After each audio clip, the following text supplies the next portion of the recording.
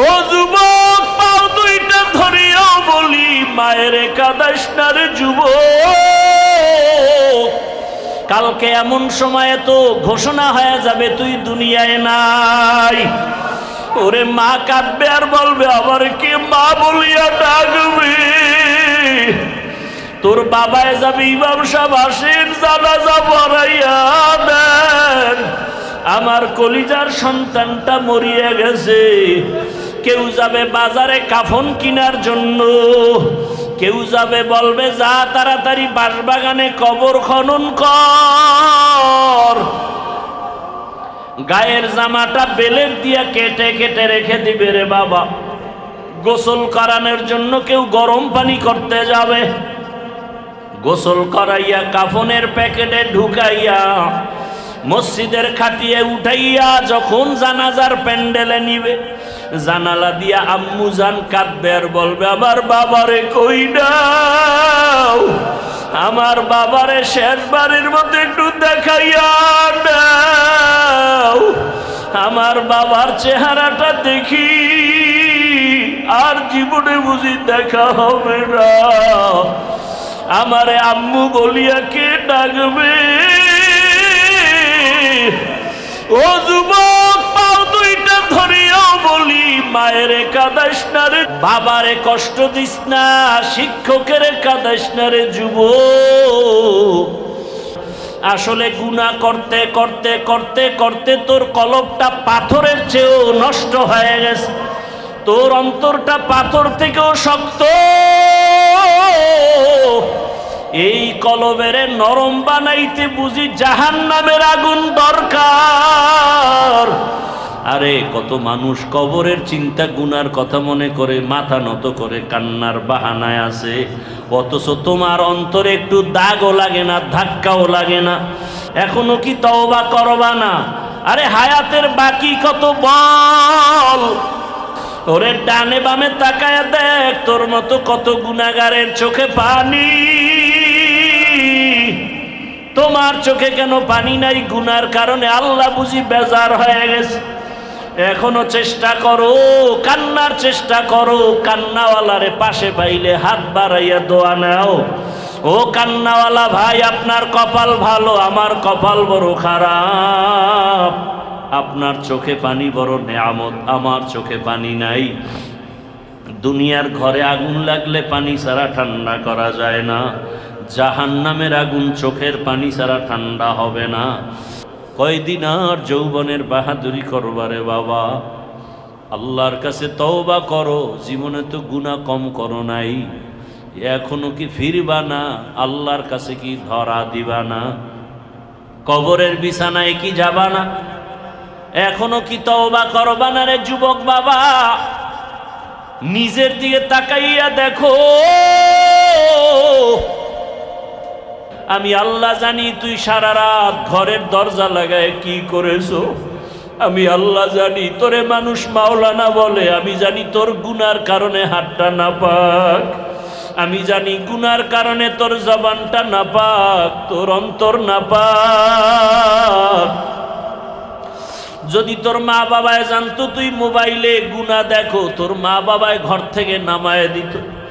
ওরে আলেম ওলামারা যদি জানতো তুই সারা রাত মোবাইলে গুনাহ দেখো, তোরে কেউ চেয়ারে বসতে দিত না। আমি আল্লাহ জানার পরেও কেন তোর সম্মানের চেয়ার থেকে ফালাইয়া দেই নাই? কারণ আমি আল্লাহ বড় আদর করে বানাইছি।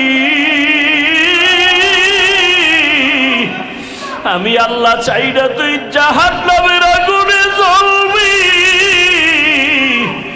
আমি আল্লাহ চাই তুই তওবার দরজায় আয়। আমি আল্লাহ তোরে ডাকতেছি বান্দা আয়। ওরে তুই শয়তানের ধোকায় গুনাহ করে ফেলেছো, তওবা কর। নিজেরে বড় মনে করিস না, অহংকারী দূর কর, হিংসা দূর কর, হাসাদ দূর কর, রিয়া দূর কর। মাথাটা নত কইরা আমারে ডাক দিয়া বল, মালিক আমার মতো গুনাহগার কেউ নাই, আমার মতো জাহান্নামী কেউ নাই। ও আল্লাহ, গুনার কারণে তুমি বেজার হইও না, গুনার কারণে তুমি সম্মানের জায়গা থেকে ফালাইয়া দিও না। ও আমার যুবক বাবারা, মা বোনেরা, বৃদ্ধ বাবাজিরা, ছাত্র বাবারা, মনেরে বুঝাও কোন দিন কোন কথা বলিয়া মা বাবারে কষ্ট দিয়া কাঁদাইছো, কোন কথা দিয়া শিক্ষকের সাথে বেয়াদবি করেছো রে বাবা। সময় পাইলে গোপনে যাইয়া ক্ষমা চাইও। মা বাবার কলিজায় ব্যথা দিয়া জীবনটা তোমার সফল হবে না রে ছাত্র ভাই। ও সন্তানেরা, শিক্ষকের কষ্ট দিয়া জীবন সফল হবে না। আলেম ওলামারে কষ্ট দিলে তোমার জীবনে সফলতা আসবে না। তওবা করো, চোখের পানি সারিয়া তওবা করো, আর জীবনটা গেল গুনাহ করবা না, মোবাইলের দ্বারা গুনাহ করবা না। ও আল্লাহ, আমাদের খালি ফিরাইয়া দিয়েন না। মা বাবার দোয়া, শিক্ষকের দোয়া, উলামায়ে কেরামের দোয়া নিয়া নবীজির সুন্নাত অনুযায়ী জীবনটাকে চালাইবা। আল্লাহর কাছে খাঁটি অন্তরে তওবা করো। কয়েকদিন আগে ফেনীর পার্শ্বে তোমাদের নোয়াখালী, বিদেশ থেকে টাকার বস্তা নিয়া গাড়িতে উঠা ইসা বাড়ি যাওয়ার আগে গাড়ি পানির মধ্যে পড়ে গেছে, বাচ্চাও মরে গেল, বিবিরেও হারাইলো, বান্দা বসে বসে কান্নাই করলো। এমন একটা দিন নাই গাড়ির নিচে যুবকের লাশ নাই, এমন একটা দিন নাই পানির মধ্যে লাশ দেখি না, এমন একটা দিন নাই ঘুমের বিছানায় লাশ পাওয়া যায় না। আর যত মরণের খবর শুনি বেশিরভাগ যুবক। কয়দিন আর যৌবনের বাহাদুরি করবারে বাবা। আল্লাহর কাছে তওবা করো। জীবনে তো গুনাহ কম করো নাই, এখনো কি ফিরবা না? আল্লাহর কাছে কি ধরা দিবা না? কবরের বিছানায় কি যাবা না? এখনো কি তওবা করবা না রে যুবক বাবা? নিজের দিকে তাকাইয়া দেখো, এই প্যান্ডেলে এমন একজন আল্লাহর বান্দা বুকে হাত রাখিয়া বলতে পারবে কিনা আমার সন্দেহ। একজন বান্দা বলতে পারবে কিনা যে হাফিজ ভাই, আমি চরিত্র ভালো, আমার মোবাইলের কারণে চোখ না পাক, জিহ্বা না পাক, অন্তর না পাক, মোবাইলের কারণে চরিত্র দুর্বল। ও যুবক বাবা, তুমি লেখাপড়া করে ডাক্তার হও, ইঞ্জিনিয়ার হও, প্রফেসর হও, এসপি হও, ডিসি হও, ওসি হও, এমপি মন্ত্রী হও, তবে আমার অনুরোধ তুমি বেয়াদব হইবা না। বেয়াদব যদি হও তো মরার আগে জীবন ধ্বংস হয়ে যাবে, মরবি না, কিন্তু বিছানায় পড়ে পঙ্গু হয়ে যাবি, ধুকে ধুকে মরবি। এখন বলতে পারো হাফিজ ভাই, ডাক্তার হব, ইঞ্জিনিয়ার হব, বেয়াদব হব না, কথার ব্যাখ্যা কি? ব্যাখ্যা হলো 3 জায়গায় বেয়াদবি করবা না। খোদার কসম করলেই মরার আগে গজব নেমে আসবে। 1 নাম্বার জায়গা মা বাবা, বেয়াদবি করলেই জীবন ধ্বংস। 2য় জায়গা শিক্ষক, শিক্ষকের সাথে যদি বেয়াদবি করো আর বরদোয়া তোর কপালে লেগে যায়, লেখাপড়ার জিন্দেগি বরবাদ। 3 নাম্বার জায়গা উলামায়ে কেরাম, মুরব্বী, এদের সাথে যদি বরদোয়া নিয়ে বেয়াদবি করে ফেলো, চরিত্রের জগৎ থেকে তোমার ধ্বংস নেমে আসবে। ডাক্তার হইয়াও শান্তি পাবি না, তাসলিমার ইতিহাস তোর দ্বারা রচিত হবে পুনরায়। আর যদি আদব, মা বাবার দোয়া, শিক্ষকের দোয়া, উলামায়ে কেরামের দোয়া নিয়ে আগাও, ডাক্তার হলেও জীবন সফল, ইঞ্জিনিয়ার হলেও জীবন সফল। মানুষ তোমাকে মাথায় নিয়ে সম্মান করবে, মরে গেলেও দিল খুলে দোয়া করবে। অতএব তুমি ডাক্তার হও, বেয়াদব হইও না, ইঞ্জিনিয়ার হও, বেয়াদব হইও না, প্রফেসর হও, বেয়াদব হইও না, মা বাবার সাথে বেয়াদবি করবা না, শিক্ষকের সাথে বেয়াদবি করবা না, উলামায়ে কেরামের সাথে ইশারা ইঙ্গিতে, কাছে দূরে, প্রত্যক্ষ পরোক্ষভাবে বেয়াদবি করবা না। তাহলে জীবন শেষ। কোনো ডিগ্রি মিগ্রি কামে লাগবে না, কোনো কাজে লাগবে না। চোখের সামনে অনেক কিছু দেখতেছো, বুঝো না কেন? এখনো সময় আছে, তওবা করো। আল্লাহর কাছে বলো, আল্লাহ আমি আদবওয়ালা ডাক্তার হতে চাই, ইঞ্জিনিয়ার হতে চাই, বেয়াদব যেন না হই। লিকুল্লি শাইইন জিনাতুন ফিল ওয়ারা ওয়া জিনাতুল মারই তামামুল আদাবি। আদবওয়ালা জিন্দেগির বড় মূল্য। তুমি চাকরি করো, ব্যবসা করো, ওখানে থেকে জান্নাতের পথটা ওপেন করে নাও। অনেকে চিন্তায় পড়েছে, ও যুবক বাবারা, এগুলো কেমনে সম্ভব? সব ওয়াজ বাদ, এখন যে কথাটা বলবে এটা তোমার জীবনের বড় ওয়াজ। আল্লাহ বিবেক দিছে, বিবেকটাকে জিজ্ঞাসা করো রে যুবক বাবা। তোমার মতো যুবক জীবনে আলিফ বাতাও শিখে নাই, স্কুল কলেজে জেনারেল লাইনে ভরিয়া 5 ওয়াক্ত নামাজ পড়ে, বলো আছে না নাই? তোমার কপালে কার বরদোয়া লাগছে, তুমি কেন পারো না? ও পর্দার আড়ালের আম্মা জানেরা, আপনার মতো কত মা এই এলাকায় এখনো আছে, নামাজ ছাড়ে না, বেপরদায় চলে না, মোবাইলে সময় নষ্ট করে না, স্বামীর মাল খেয়ানত করে না। আরে আম্মা জানেরা, আপনার মতো এমন মা এলাকায় আছে, আপনি কেন পারেন না? কয়দিন মনের চাহিদা পূরণ করে গুনাহ করবেন? পারছেন কি স্বামীর দোয়া নিতে? পারলেন কি একটা ভালো সন্তানের মা হইতে? মইরে গেলে তো এলাকার সব মহিলারা হাতে তালি দিয়ে বলবে একটা বিপদ গেছে, কারণ আপনার চরিত্র খারাপ, ব্যবহার খারাপ। স্বামীর সাথেও ব্যবহার ভালো না, সন্তানের কাছেও ভালো না। এরে আম্মা জান, আমি আবারও বলে গেলাম, আল্লাহর কাছে মনে মনে তওবা করেন। নিজেও স্বামীর মাল খেয়ানত করবেন না, মোবাইলে সময় নষ্ট করবেন না, নামাজ ছাড়বেন না। সন্তানটাকে ডাক্তার ইঞ্জিনিয়ার বানাবেন, আদর্শওয়ালা, বেয়াদব যেন না হয়। এমন একটা জীবন যদি নিয়ে কবরে যেতে পারেন, সন্তানের দোয়ার কারণে আপনিও দোয়া পাবেন। সন্তান ডাক্তার হইয়া কোরআন তেলাওয়াত করবে, দোয়া করবে, নামাজও পড়বে। এখনো সময় আছে, তওবা করেন। আর বেপরদায় চলবেন না, স্বামীর মাল খেয়ানত করবেন না। প্রত্যেকটা মা যদি চিন্তা করে স্বামী মরে গেলে স্বামীর সম্পদ আমার, তাহলে ওই মা কোনোদিন স্বামীর মাল নষ্ট করত না। প্রত্যেকটা যুবক ছেলে যদি চিন্তা করত বাবায় মরে গেলে বাবার সম্পদ আমার, তাহলে কোনো সন্তান বাবার টাকা পয়সা চুরি করে গুনার কাজে ব্যয় করতে পারত না। কত যুবক বাবার টাকা, মায়ের টাকা চুরি করে গুনার কাজে ব্যয় করে। সারা রাত মোবাইল, জেনা চলে ঘরে ঘরে, জেনা, চোখের জেনা, হাতের জেনা, অন্তরের জেনা। জীবনের সফলতার জন্য 2 পুঁজি লাগবে। কয় পুঁজি? 2 পুঁজি। একটা হলো সুন্দর চরিত্র, আর একটা হলো সুস্থতা। সুস্থতা না থাকলে চরিত্র ভালো, অসুস্থ কাজ হবে না। সুস্থ চরিত্র খারাপ, তোমার কেউ দাম দিবে না। আর এই সুস্থতা ঠিক রাখার জন্য পৃথিবীতে একমাত্র ফ্রি মহা এক ঔষধের নাম রাতের ঘুম। আর সেই রাতের ঘুম নষ্ট করেছো মোবাইলে গুনাহ করার দ্বারা। তোমার চোখের পাওয়ার, হার্ট দুর্বল, খবর নাই, মাথা ব্যথা বেড়ে যাচ্ছে, খবর নাই। এখনো সময় আছে, তওবা করো। আর নামাজ ছাড়বা না, বেপরদায় চলবা না, মা বাবার সাথে বেয়াদবি করবা না। শিক্ষকের দোয়া নিয়া, ওলামায়ে কেরামের পরামর্শ দোয়া নিয়া, নবীজির আদর্শ মেনে চলবা।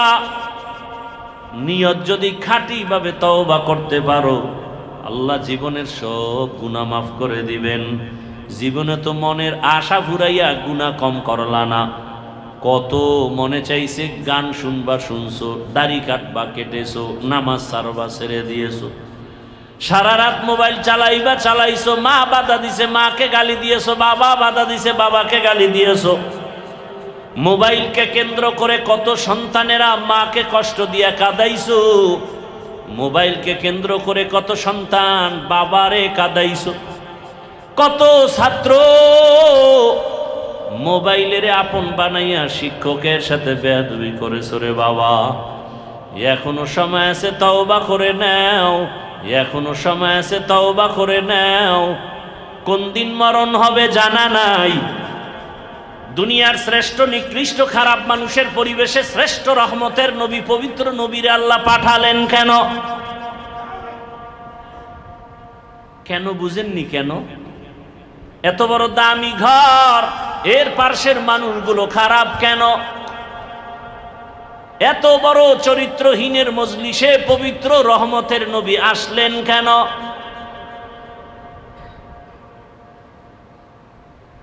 আসা মাত্রই পরিবর্তন, জুলুম বন্ধ হয়ে গেল। রহমতের নবী কি নিয়ে আসছেন? উত্তম আদর্শ। মক্কার নগরীতে নবী আসা মাত্রই পরিবর্তন শুরু হয়ে গেল। নবী আসছেন, এখন জুলুম চলবে না। আবু লাহাব তার দাসীকে মুক্ত করে দিল, স্বাধীন, আজাদিয়াত, মুক্ত স্বাধীনতা শুরু হয়ে গেল, জুলুম বন্ধ হয়ে গেল। নবী আসার আগে মক্কা নগরীর মধ্যে চলতেছে, কন্যা পছন্দ করে না, বিধবা নারী পছন্দ করে না। যেই বাবার ঘরে কন্যা আসে, বাবা নিজে গলা টিপে মেরে ফেলে, লজ্জায় বাজারে যায় না। নারীদের পছন্দ করে না আরবের মানুষ, বিধবাদের পছন্দ করে না আরবের ওই নষ্ট চরিত্রহীনেরা। রহমতের নবী আসছেন, এখন তো এই জুলুম চলতে দেয়া যায় না। এখন তো নবী যখন আসছেন তখন তো অন্য অন্য মায়ের গর্ভেও বাচ্চা ছিল না? ছিল। মেয়ে আসলেই তো বাবায় মেরে ফেলবে। রসুল আসছেন আর কন্যা হত্যা হবে, এটা ইতিহাসের কলঙ্কের দাগ পড়ে যাবে। আল্লাহ কুদরতি ভাবে সব মায়ের বাচ্চাগুলো গর্ভের মধ্যে ছেলে বানায় দিয়েছে।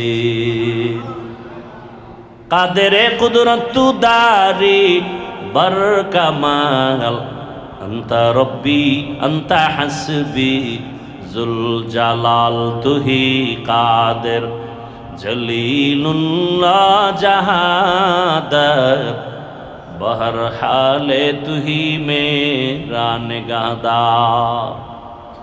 কন্যা হত্যা বন্ধ হয়ে গেল। বিধবা নারী সমাজের বোঝা। রহমতের নবী কেমন এক আদর্শের নবী আমার। সব নবী রসুলদের মধ্যে আমার নবী আলাদা।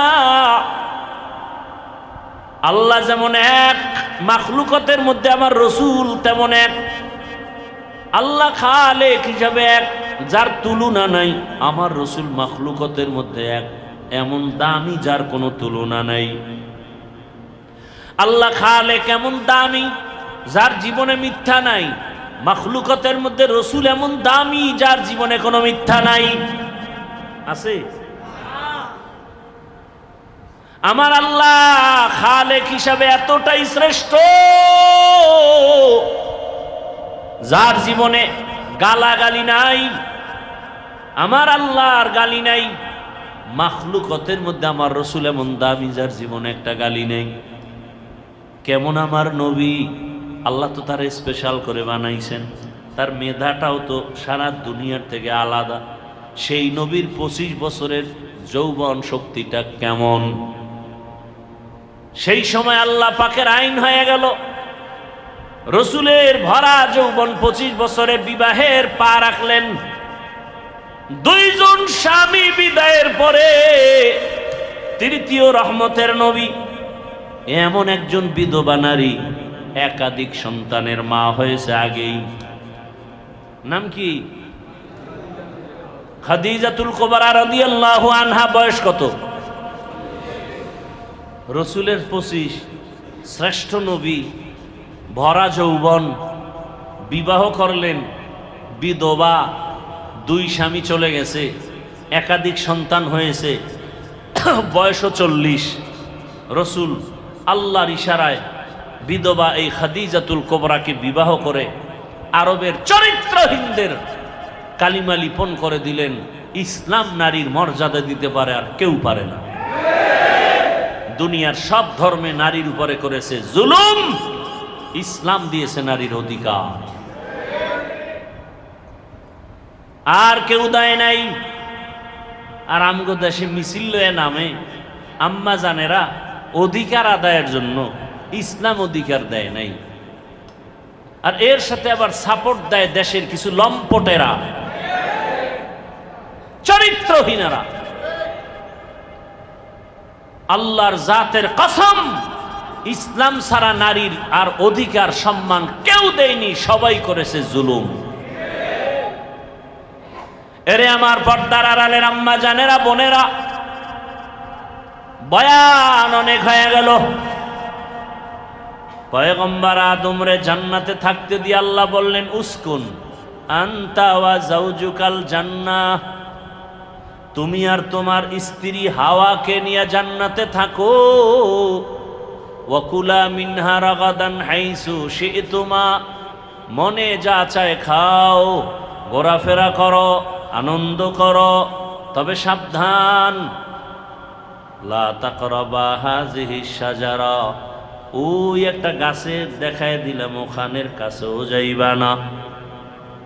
পুরা জান্নাতে ঘুরো, আনন্দ করো, ফুর্তি করো, খাও, ঘুমাও, মনে যা চায় তাই করো, নির্দিষ্ট গাছের কিনারায় যাবা না। নিষেধ কেন? ওই গাছটা কাটাওয়ালা কয় না। সমস্ত মুফাসসিরিনে কেরাম বলেন গাছটা বড় দামি, ফলটাও বড় দামি, ভিটামিন যুক্ত ফলের গাছ, খাইলে লাভ আছে। আল্লাহ নিষেধ করলেন কেন? আল্লাহ এক নবীর উপর একটা বিধান দিয়া কিয়ামত পর্যন্ত চালু করায় দিলেন। মূলত ওই গাছের ফল খাওয়া নিষেধ করি নাই, আমার বিধান চালু করেছি। তোমার মনেও চায় খাইতে, খানাও রেডি, তবে তোমার এখান থেকে বিধান শিখে নাও, আল্লাহ রাজি থাকলে খাবি, রাজি না থাকলে খেতে পারবি না। ভাত খাই হালাল, কিন্তু আমি রোজাদার, সামনে ইফতারিও রেডি, পিওর খানা, আধা ঘন্টা এখনো বাকি, পেটের মধ্যেও ক্ষুধা, খানাও সামনে হালাল, খাওয়া যাবে? খানার ভিতরে বিষ, খাওয়া যাবে না কেন? আল্লাহর বিধান, পেটেও ক্ষুধা, খানাও রেডি, খানাও পিওর, আল্লাহর বিধানে এখন নিষেধ, খাওয়া যাবে না। এই রমাজানের এই সবক 11 মাস আদায় করবি। রমাজানে যেমন ক্ষুধা লাগছে, খানাও রেডি, খাও নাই কেন? আল্লাহর বিধানে নাই। 11 মাস খানাও থাকবে, ক্ষুধাও থাকবে, খাওয়ার আগে চিন্তা করবা আল্লাহর বিধানে হালাল নাকি হারাম। হালাল হলে খাও, হারাম হলে খাইও না। বিষ হইয়া তোমার পেট নষ্ট করে ফেলবে। যেটি মদ পান করে, উল্টা পাল্টা চলে, এরা অধিকাংশ পেট নষ্ট, লিভার নষ্ট, হার্ট দুর্বল, ক্যান্সারে মরে।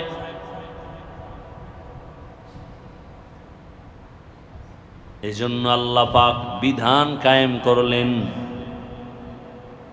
রহমতের নবীর মধ্যে উত্তম আদর্শ পাঠাইলেন আল্লাহ পবিত্র জায়গা মক্কা। যেই ঘর এত দামি, একবার যদি তাকায় দোয়া করা মাত্র সাথে সাথে কবুল। এমন একটা জায়গা বাইতুল্লাহ, যেই এরিয়ার মধ্যে কেউ ঢুকিয়া যদি একবার বলে আল্লাহ, 1,00,000 বার আল্লাহ বলার সওয়াব পেয়ে যাবে। বাইতুল্লাহর এরিয়া হাজিদের তাওয়াফের শুধু এতটুকু না, জেদ্দা এয়ারপোর্ট থেকে মক্কায় রওনা হয়ে গেলে যাত্রীরা, হাজিরা রাস্তার মাঝে দেখে থাকবেন একটা বড় রেহালের মতো টানানো আছে, রেহাল।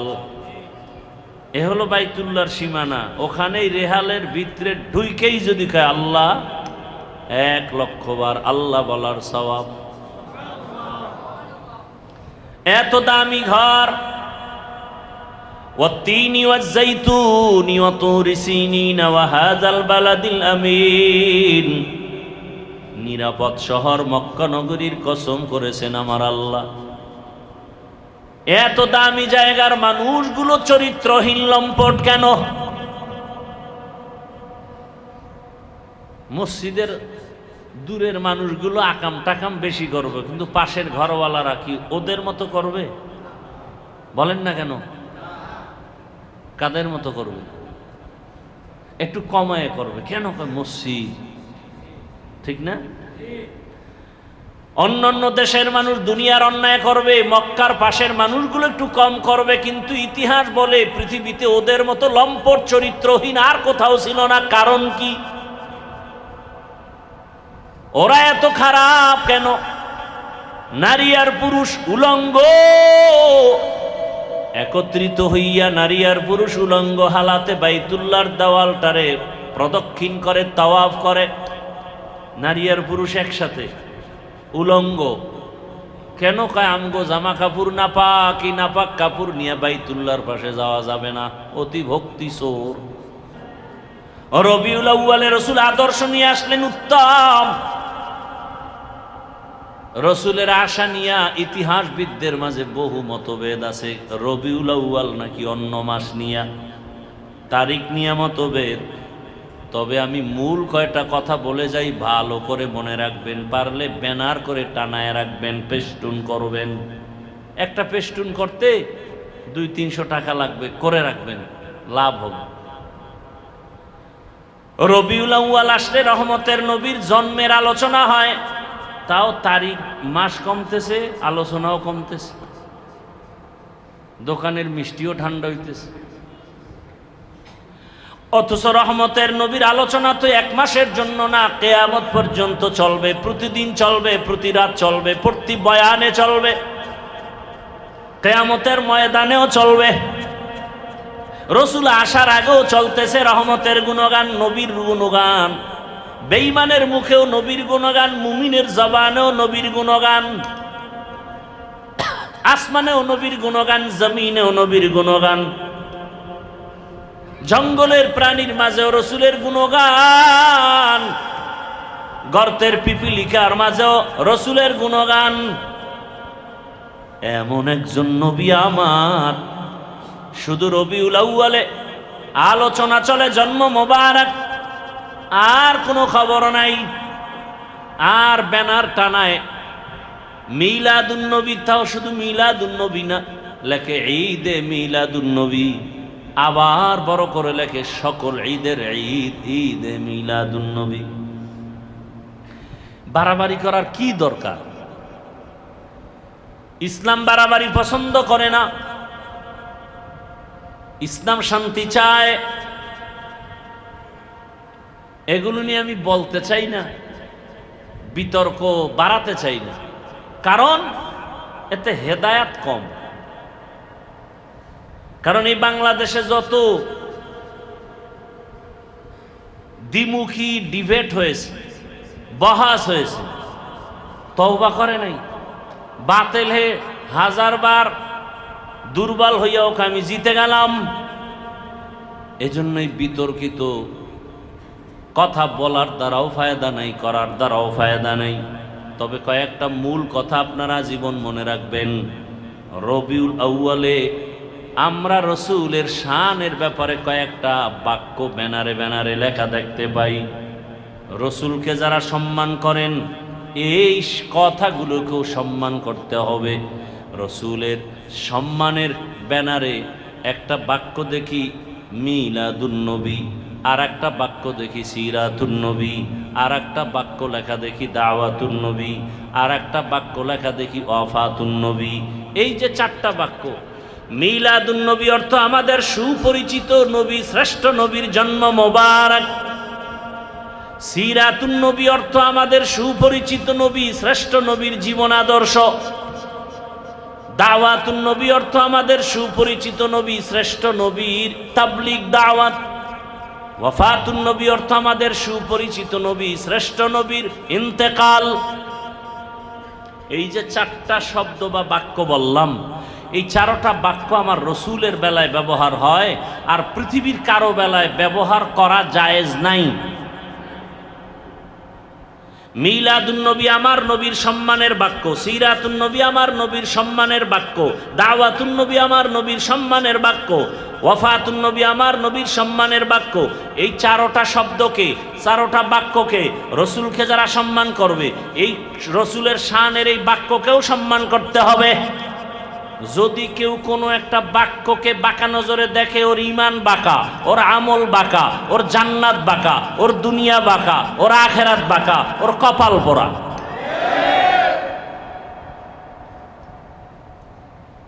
ভক্ত হও, অন্ধ হইও না, এটা ইসলামে নিষেধ। ভক্ত হও, অন্ধ ভক্ত হইও না। আমি আমার পীরের ভক্ত কতক্ষণ? পীর আমার রসুলের আদর্শ মতো চলবে যতক্ষণ। আমি আমার ওস্তাদের ভক্ত কতক্ষণ? আমার ওস্তাদ আমার রসুলের আদর্শ মতো চলবে যতক্ষণ। আমি আমার ইমামের ভক্ত থাকবো কতক্ষণ? আমার ইমাম আমার রসুলের আদর্শ মেনে চলবে যতক্ষণ।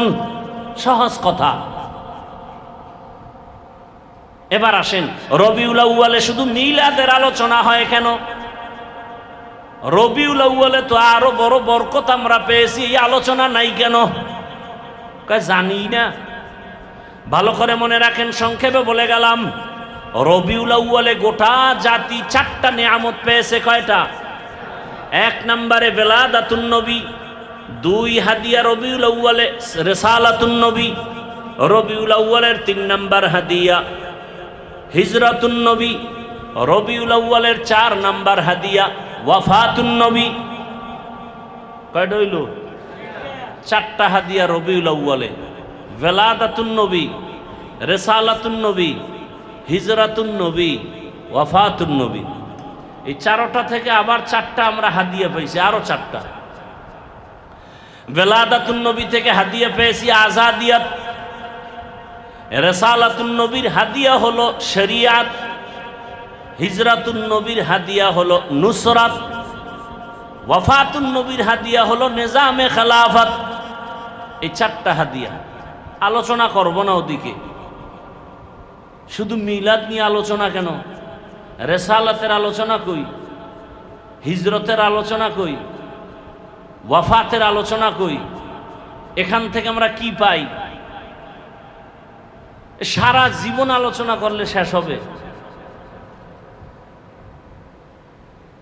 অন্ধ ভক্ত হওয়ার কারণে আমাদের মাঝে এই দূরত্ব। যারা একজনকে মাথার মুকুট মনে করে, অন্যজনকে বাতিল মনে করে, যদি হিংসার কারণে হয়, নফসানিয়তের কারণে হয়, তো কবিরা গুনাহ হবে। আল্লাহর জাতের কসম, ফেনীর মুসলমানেরা ব্যানার টানায়া লাগাও, বাজারে বাজারে লাগাও, 500 টাকা করে ব্যয় করে লাগাও, পুরা ফেনীটারে ব্যানার দিয়া টানাও, পেস্টুন লাগাও, আর বলো দুনিয়ার সকলের আদর্শগুলো নাপাক,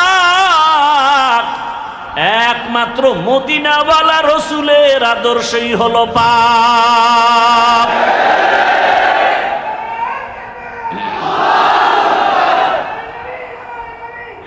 ভাইরা আমার, ভাই সময় কম। এরে নবীর উম্মত, কি থাকবে ব্যানারে? এই 500 টাকা খরচ করে 3-4টে ব্যানার করে টানাবা। ব্যানারে কি থাকবে? দুনিয়ার সকলের আদর্শ নাপাক, একমাত্র মদিনাওয়ালা রসুলের আদর্শই পাক।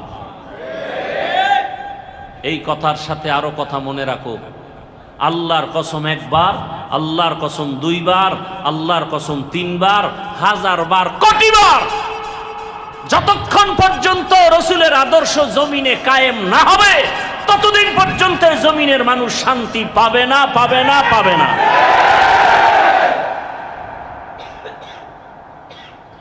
এখন তো লাশ পাও, এমন গজবের দিন আসবে লাশও পাবা না। রসুলের আদর্শ ছাড়া ঘরে শান্তি আসবে না। রসুলের আদর্শ ছাড়া মা বাবা সন্তানের মাঝে শান্তি আসবে না, পরিবারে আসবে না, সমাজে আসবে না, রাষ্ট্রে আসবে না। কসম আল্লাহ, আসে নাই।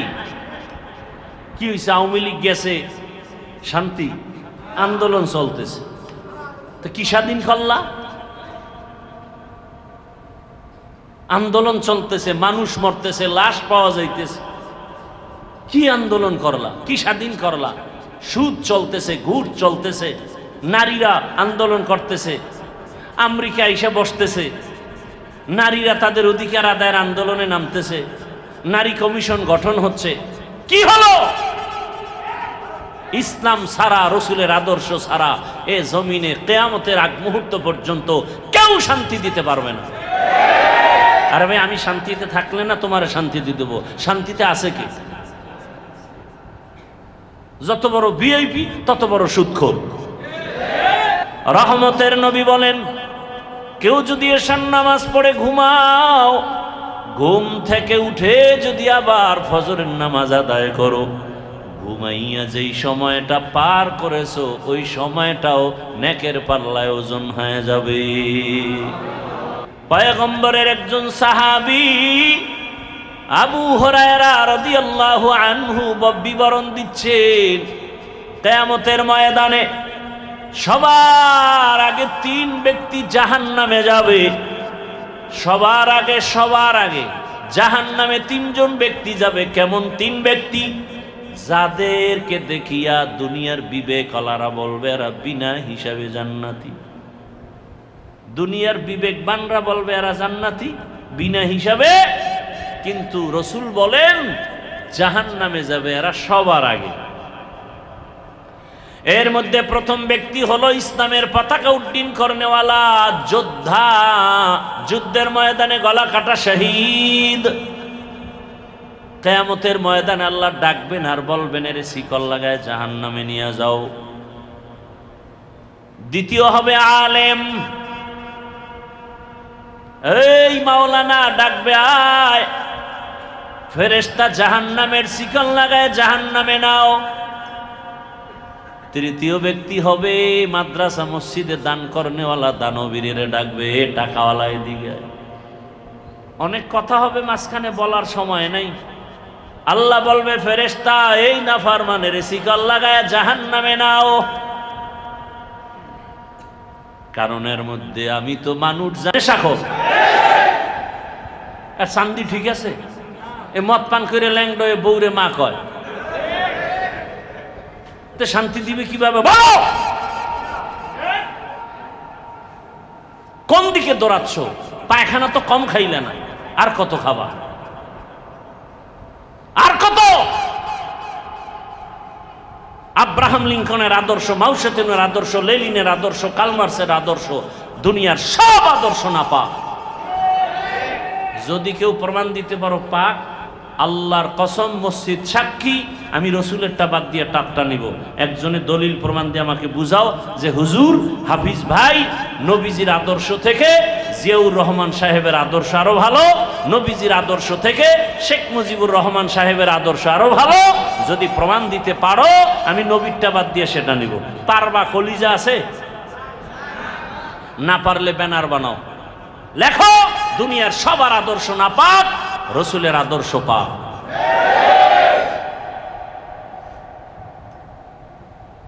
তুমি ইসলামটারে এত কঠিন মনে করো কেন? আমি সহজ বানাইতে চাই। এই যে এতক্ষণ চিল্লাইতেছি, একবারও কিন্তু বলি না এই যুবকেরা আমার মতো টুপিওয়ালা হও, স্কুল কলেজ বাদ দিয়া মাদ্রাসায় যাও, বলছি? একবারও বলি না তাবলিগে যাও, পীরের কাছে যাও। বরং আমি তোমাদের শেষ কথাটা বলে যাই, ভালো করে মনে রাখবা যুবক বাবারা, স্কুল ছাড়বা না, কলেজ ছাড়বা না, চাকরি ছাড়বা না, ব্যবসা ছাড়বা না। দোয়া করে যাই, দোয়া বড় করে না দিলে মেজাজ গরম।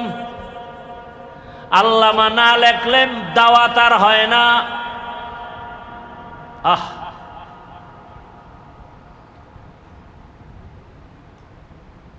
এজন্যই তো আল্লাহ বলেন ইন্না আকরামাকুম ইনদাল্লাহি আতকাকুম, আমার কাছে দামি তারা যারা তাকওয়াওয়ালা।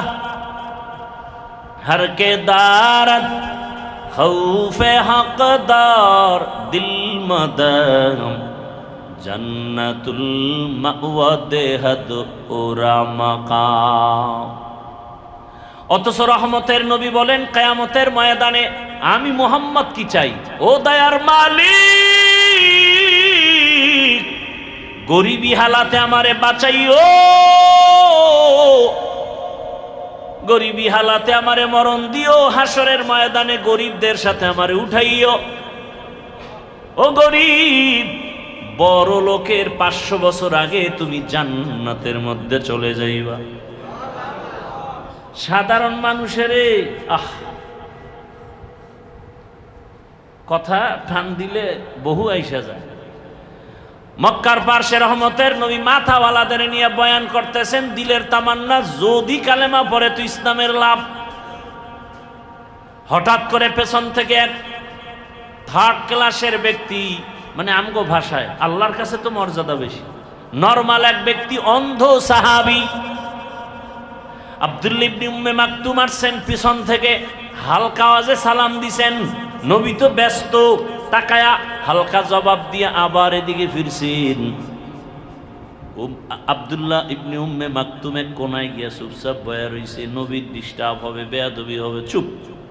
আল্লাহর কাছে ভালো লাগে নাই।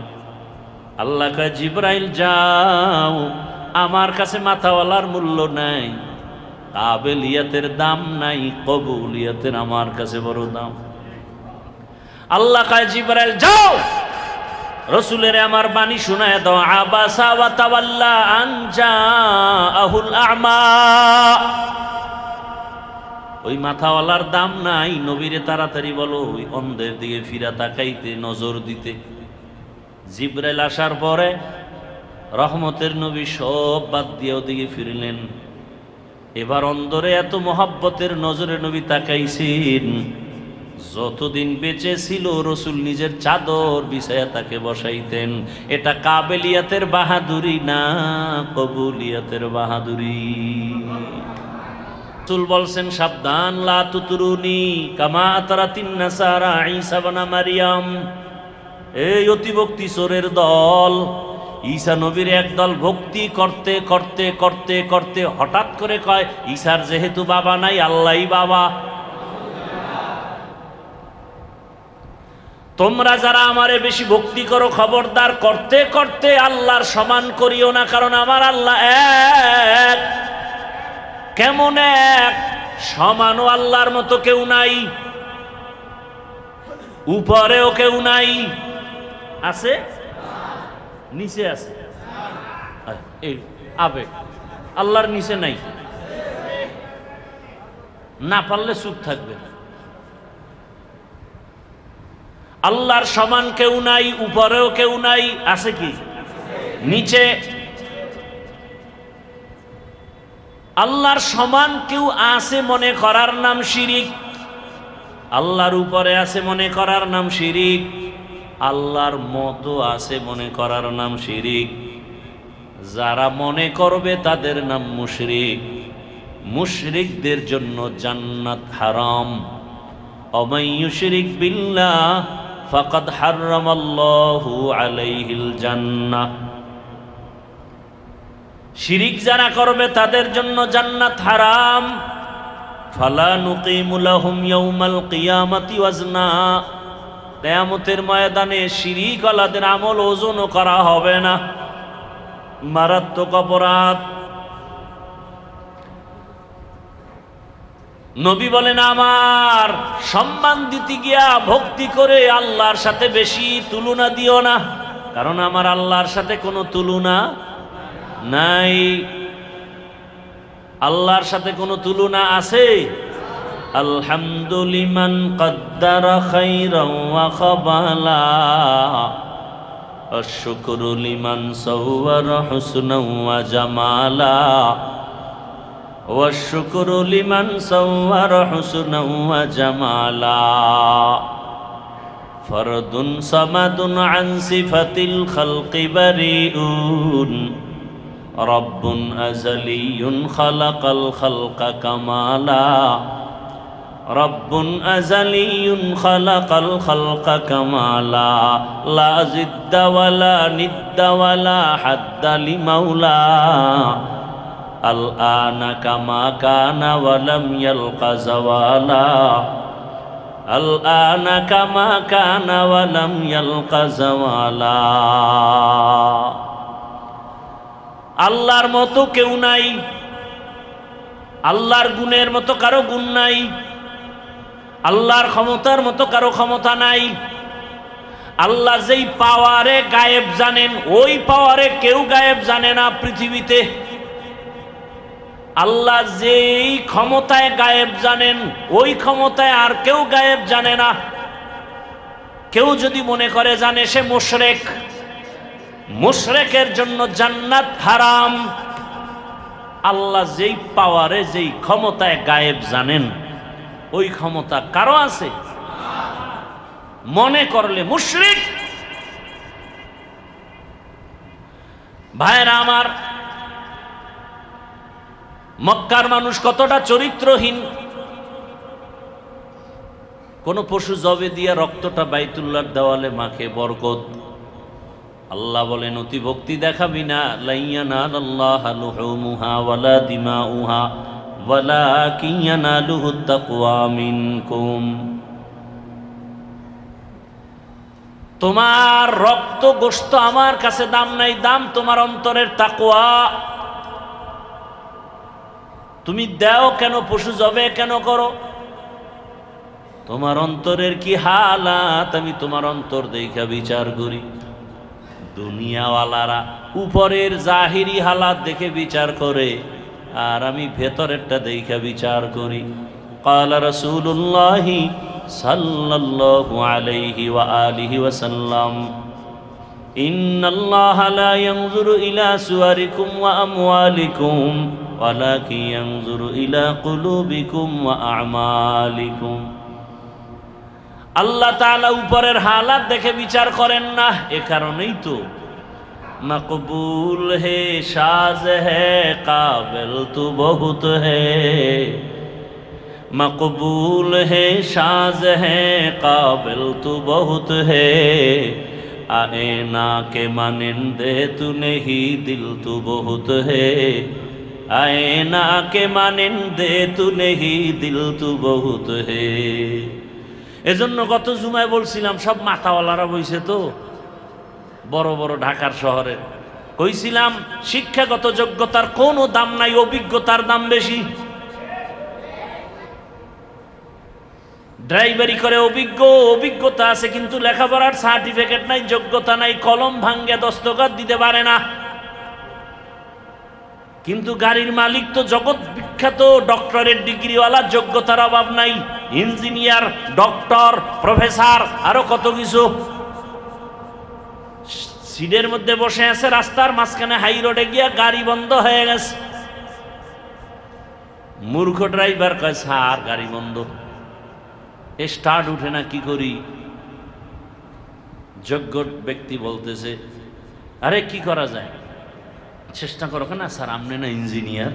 হ্যাঁ হ্যাঁ, তাড়াতাড়ি ইঞ্জিনটা একটু দেখেন। না এই বিষয়ে আমি অভিজ্ঞতা নেই। কথা হলে কি করা? একটা পথ আছে, 1 কিলোমিটার পরেই একটা হসপিটাল আছে, গাড়ি ঠিক করার গ্যারেজ। আপনি ড্রাইভিং সিটে বসেন, এবার এটার ধরে রাখবেন স্টার্টিং, আমি পিছন থেকে ধাক্কায় 1 কিলোমিটার নিয়ে যাই। সম্ভব না, শেষে রাস্তা তুই আর নিচে পড়মু, নাইলে ওদিক দিয়ে গাড়ি এলে আগে আমি মরমু, তুই তো দৌড় দিবি। দরকার নাই, তুই সামনে এব, মরলে তুই আগে মর, তোর মাইয়া ফোলা আমি দেখ, আমি ঠেলি। এবার মূর্খ ড্রাইভারের বসাইয়া যোগ্যতাওয়ালা পিছন দিয়ে ধাক্কাইতেছে গাড়ি। এই যোগ্যতা দিয়ে কি হইল? এর সাথে এই ড্রাইভারের দাম অনেক বেশি। কয়, স্যার হসপিটালে যে ডাক্তারেরা বইয়া ইঞ্জিনটা দেখবে, ওরা আমার চেয়েও কাঠমূর্খ, কিন্তু অভিজ্ঞতায় আপনার থেকে অনেক উপরে। কোন যোগ্যতার দাম নাই, অভিজ্ঞতার অনেক দাম। এই জন্য চাকরিতে নিলে লেখে আপনি এই পাশ সেই পাশ, এর লগে আগে কি লাগবে? অভিজ্ঞতা লাগবে। কাবিলিয়তের দাম নাই, কবুলিয়তের দাম।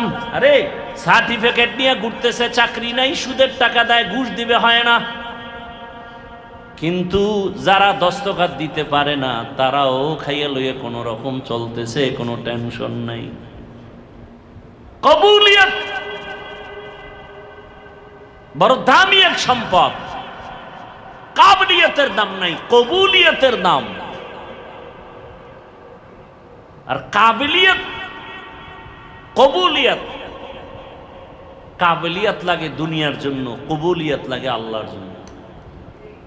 দুনিয়াওয়ালারা যোগ্যতা যাচাই করে চেয়ার দেয়, আর আমার রব চেয়ারে বসাইয়া যোগ্যতা দেয়।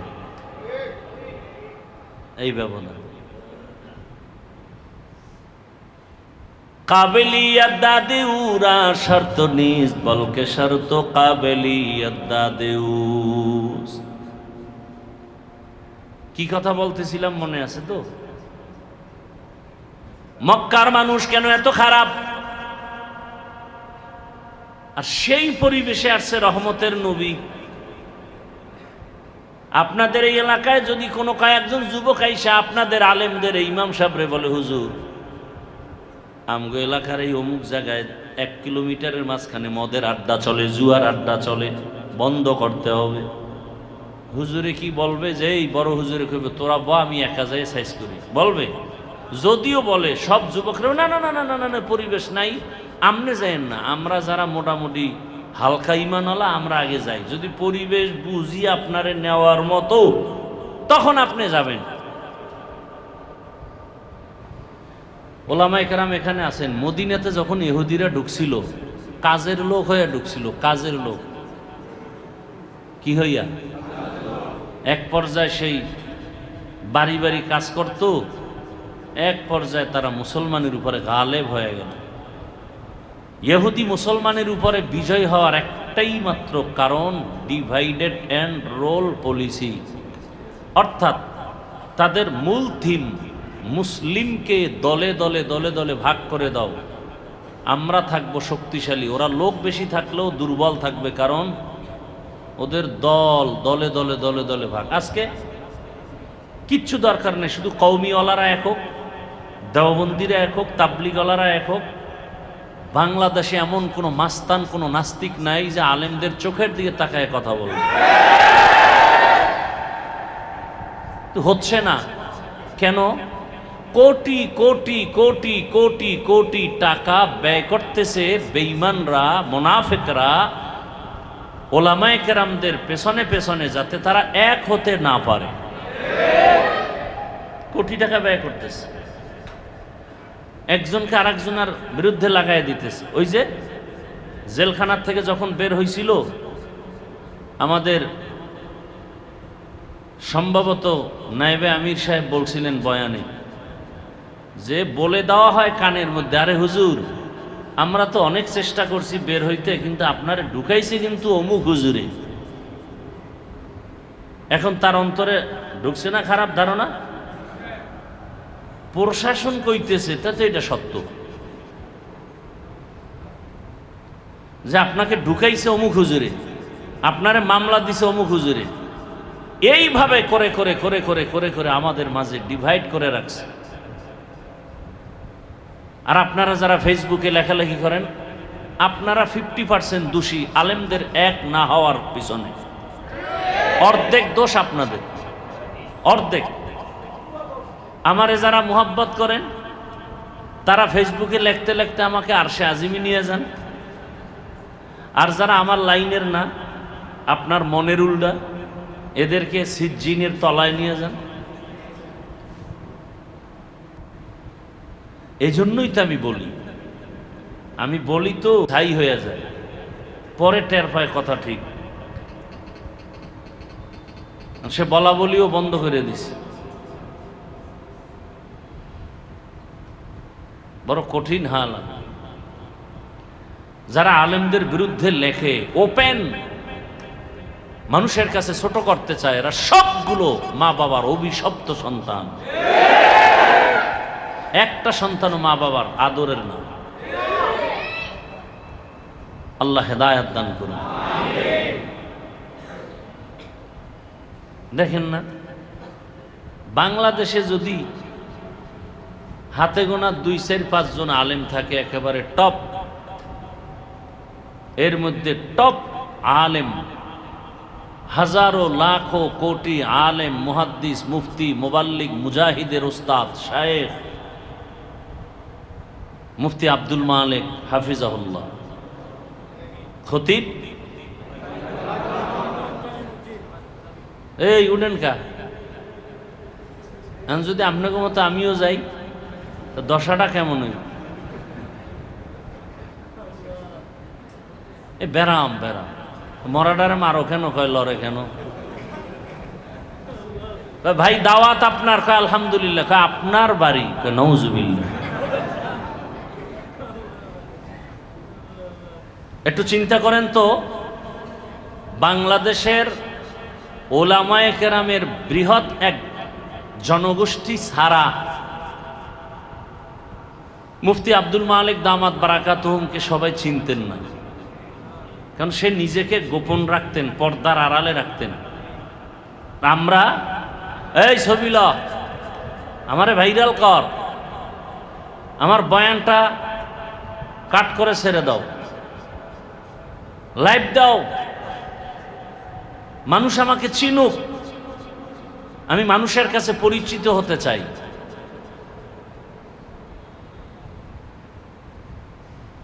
আর তিনি পরিচয় গোপন রেখে এতটা পর্দার আড়ালে থাকতেন, কিন্তু মালিকের কাছে তো পরিচিত। মালিক টান দিয়ে এমন জায়গায় নিছে যেখানে ভাইরালের গোষ্ঠী 1000 বছর দৌড়াইলেও ঢুকতে পারবে না।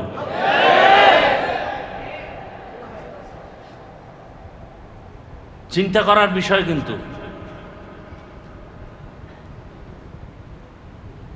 বড় বিষয়, একটা বাটন সেট চালায় জরুরতে, একটা বাটন সেট। অনেকে জুতা নিয়ে সমালোচনা করে। সমালোচনা না, তোরে আমি 100 টাকা করে দিব, এই জুতা পইরা চল, দেখি তোর এখলাস কোথায়।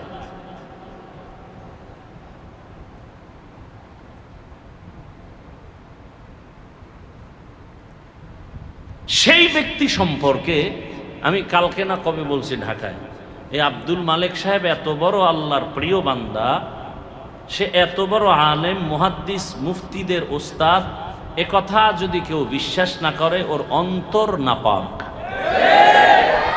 ওর অন্তর খারাপ। কিন্তু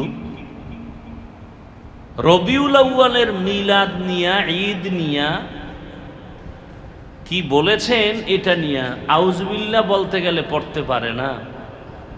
এ সমস্ত কিছু টুপিওয়ালা এত অশ্রাব্য ভাষায় আক্রমণাত্মক কথা বলেছেন, তাও এই সময়, যে সময় ওলামায়ে কেরাম এক হওয়ার জন্য সবাই কাঁদতেছে, সেই সময় তাহলে ইহুদিকে গালি দিয়া লাভ কি? বিধর্মীকে গালি দিয়া লাভ কি?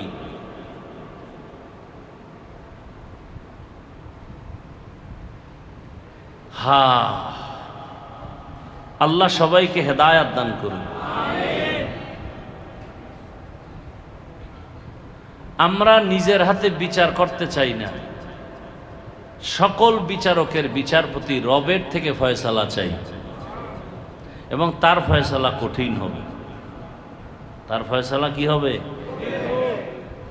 প্রতিরোধ করার ক্ষমতা পৃথিবীতে কারো নাই।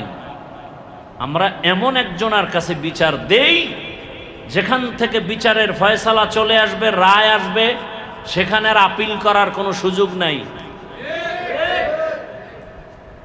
ওলামায়ে কেরামদের সাথে যারা বেয়াদবি করবে, কথার দ্বারা, লেখার দ্বারা, বলার দ্বারা, আল্লাহ ওদের হেদায়াত দান করেন। আল্লাহ তাদের হেদায়াত দান করেন। আল্লাহ তাদের হেদায়াত দান করেন। হেদায়াত যদি না থাকে ধ্বংস করে দেন আল্লাহ, ধ্বংস করে দেন আল্লাহ, ধ্বংস করে দেন আল্লাহ।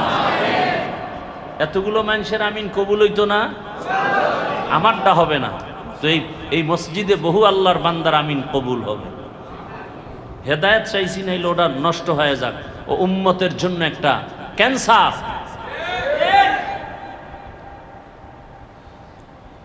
আর ভাই ভুলের ঊর্ধ্বে কে? সবার তো ভুল আছে। রসুলের হাদিস,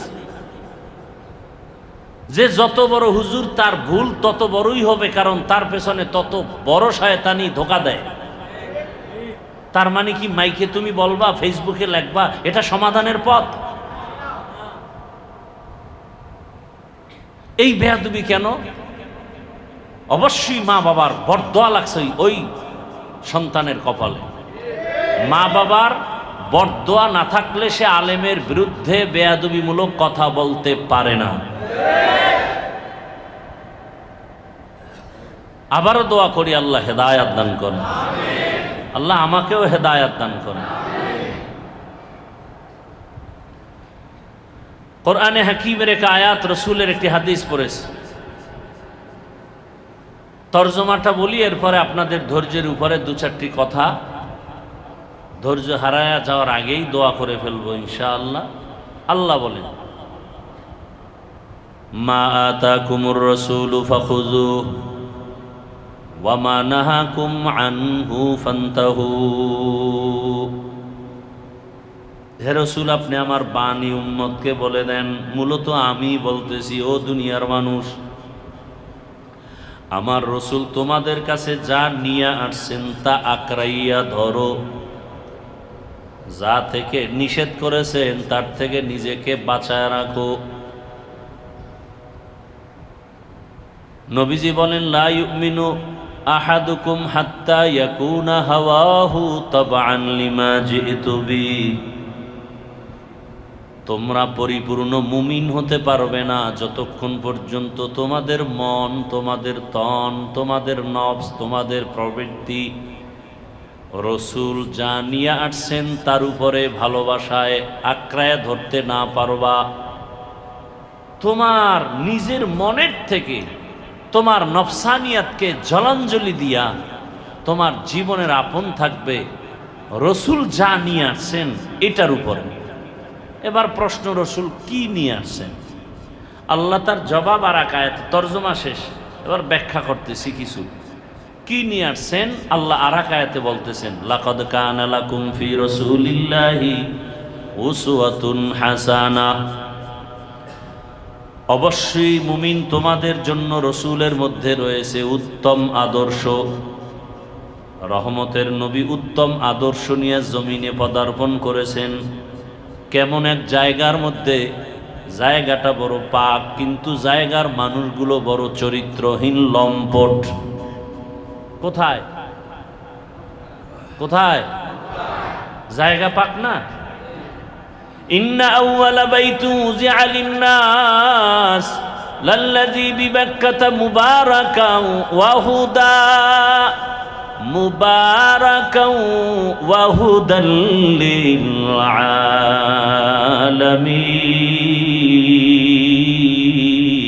আলামিন। পৃথিবী নামক গ্রহ বানাইয়া প্রথম আল্লাহ একটা ঘর বানাইছেন। জমিনটা বানাবার পরে কিছুই বানান না, আল্লাহ প্রথম একটা ঘর বানাইলেন, ইবাদতের ঘর, হেদায়াতের ঘর, বাইতুল্লাহ। বসবাসের ঘর নাকি ইবাদতের ঘর?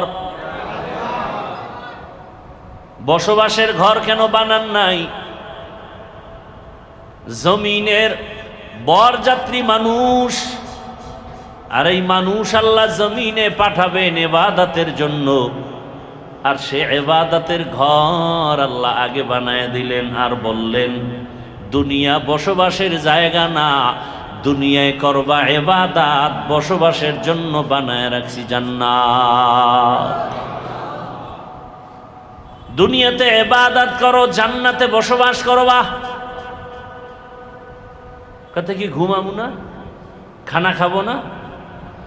কয় ইবাদত করবি, ইবাদতের মধ্যে খানা থাকলে খাবি, ইবাদতের মধ্যে ঘুম থাকলে ঘুমাও। এবার কয় ইবাদতের মধ্যে ঘুম আসেনি? কয় রহমতের নবী ইবাদতের ধারক বাহক, তিনি ঘুমাইছেননি? কয় হ্যাঁ, তো ঘুমাও। রহমতের নবী রাতের মাঝ অংশ ঘুমাইছেন, প্রথম অংশে না, শেষ অংশে না। রহমতের নবী এসা পরে ঘুমায় যাইতেন, ভোর রাত্রি উঠে আল্লাহর দরবারে হাজিরা দিতেন। রসুলের লাইনে যদি ঘুমাও, ওই ঘুমটাও তোমার ইবাদত। কয়েকদিন আগে ফেনীর পার্শ্বে তোমাদের নোয়াখালী, বিদেশ থেকে টাকার বস্তা নিয়া গাড়িতে উঠা ইসা বাড়ি যাওয়ার আগে গাড়ি পানির মধ্যে পড়ে গেছে, বাচ্চাও মরে গেল, বিবিরেও হারাইলো, বান্দা বসে বসে কান্নাই করলো। এমন একটা দিন নাই গাড়ির নিচে যুবকের লাশ নাই, এমন একটা দিন নাই পানির মধ্যে লাশ দেখি না, এমন একটা দিন নাই ঘুমের বিছানায় লাশ পাওয়া যায় না। আর যত মরণের খবর শুনি বেশিরভাগ যুবক। কয়দিন আর যৌবনের বাহাদুরি করবারে বাবা, আল্লাহর কাছে তওবা করো। জীবনে তো গুনাহ কম করো নাই, এখনো কি ফিরবা না? আল্লাহর কাছে কি ধরা দিবা না? কবরের বিছানায় কি যাবা না? এখনো কি তওবা করবা না রে যুবক বাবা? নিজের দিকে তাকাইয়া দেখো, এই প্যান্ডেলে এমন একজন আল্লাহর বান্দা বুকে হাত রাখিয়া বলতে পারবে কিনা আমার সন্দেহ। একজন বান্দা বলতে পারবে কিনা যে হাফিজ ভাই আমি চরিত্র ভালো, আমার মোবাইলের কারণে চোখ না পাক, জিহ্বা না পাক, অন্তর না পাক, মোবাইলের কারণে চরিত্র দুর্বল। আরে আমি মাওলানা, হ্যাঁ মাওলানা হতে পারি কিন্তু মানুষ হতে পারি নাই। আমি মসজিদের ইমাম হতে পেরেছি, মানুষ হতে পারি নাই। মানুষ যদি জানতো আমি সারা রাত মোবাইল চালাই, আমার বয়ান কেউ শুনতে আসতো না রে বাবা।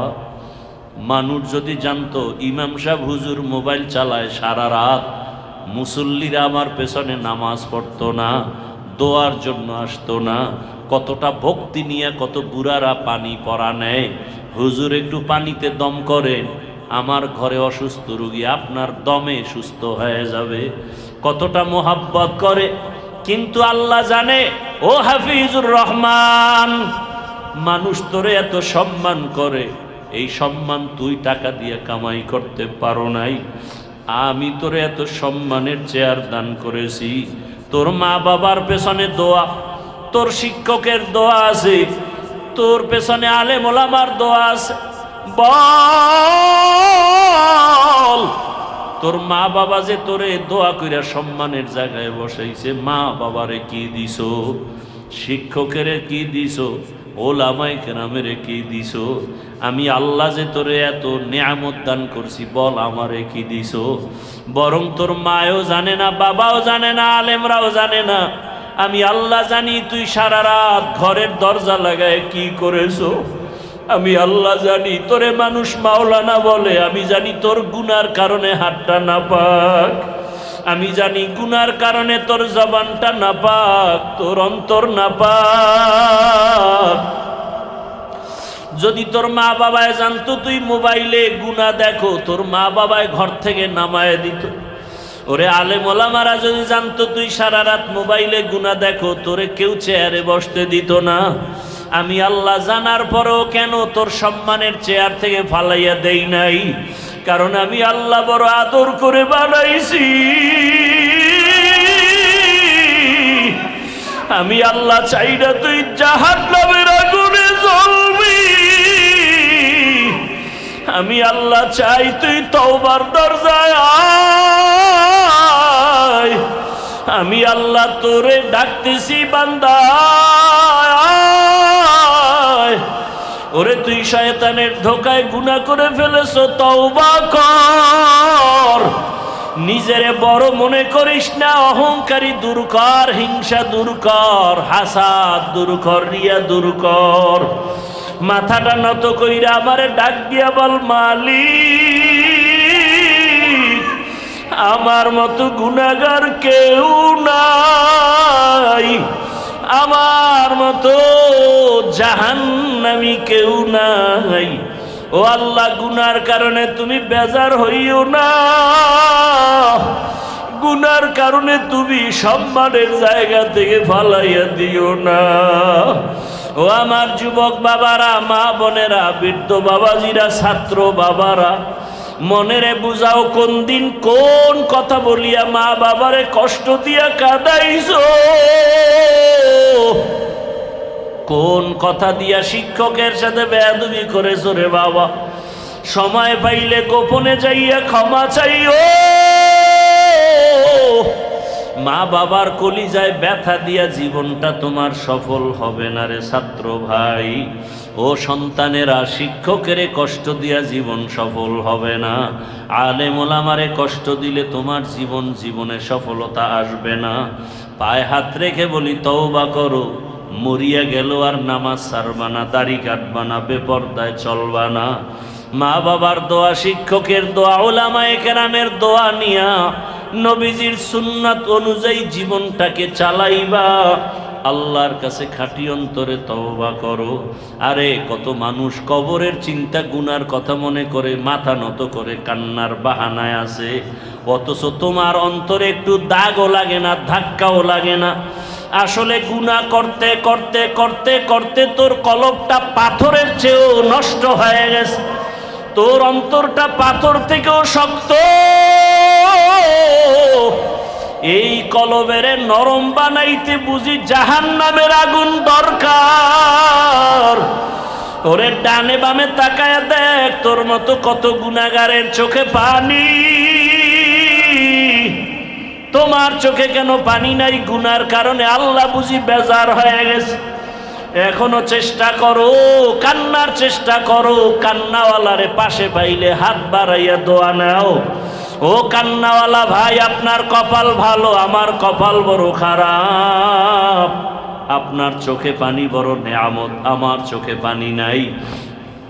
দুনিয়ার ঘরে আগুন লাগলে পানি ছাড়া ঠান্ডা করা যায় না। জাহান্নামের আগুন চোখের পানি ছাড়া ঠান্ডা হবে না। ও যুবক বাবারা, জীবনে তো গুনাহ কম করলা না, মনের আবেগ মিটাইয়া তো কত গুনাহ করলা। এখনো কি ফিরবা না? এখনো কি তওবা করবা না? আরে হায়াতের বাকি কত বল। কালকে এমন সময়ে তো ঘোষণা হয়ে যাবে তুই দুনিয়ায় নাই। ওরে মা কাঁদবে আর বলবে, আবার কি মা বলিয়া ডাকবে। তোর বাবায় যাবে, ইমাম সাহেব আসেন জানাজা পড়াইয়া দেন। আমার কলিজার সন্তানটা মরিয়া গেছে। কেউ যাবে বাজারে কাফন কেনার জন্য, কেউ যাবে বলবে যা তাড়াতাড়ি বাঁশবাগানে কবর খনন কর। গায়ের জামাটা বেলের দিয়া কেটে কেটে রেখে দিবে রে বাবা। গোসল করানোর জন্য কেউ গরম পানি করতে যাবে, গোসল করাইয়া কাফনের প্যাকেটে ঢুকাইয়া মসজিদের খাটিয়ে উঠাইয়া যখন জানাজার প্যান্ডেলে নিবে, জানালা দিয়া আম্মু জান কাঁদবে আর বলবে, আমার বাবারে কই দাও, আমার বাবারে শেষবারের মধ্যে একটু দেখাইয়া দাও, আমার বাবার চেহারাটা দেখি, আর জীবনে বুঝি দেখা হবে না। আমারে আম্মু বলিয়া কে ডাকবে? ও যুবক, পাও দুইটা ধরিয়াও বলি, মায়ের কাঁদাস না রে যুবক, বাবারে কষ্ট দিস না, শিক্ষকের কাঁদাস না রে যুবক। তওবা করো, চোখের পানি সারিয়া তওবা করো।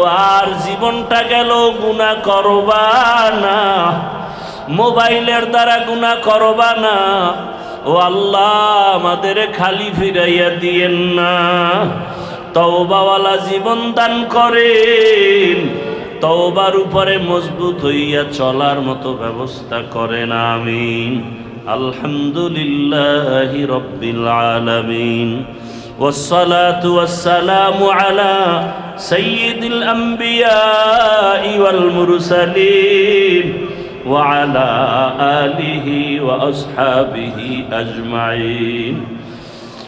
الله रे मोहब्बत डाको या अरहमर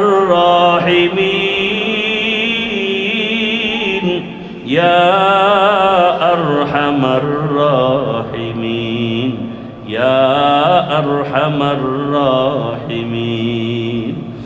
रब्बिरहमहुमा कमा रब्बया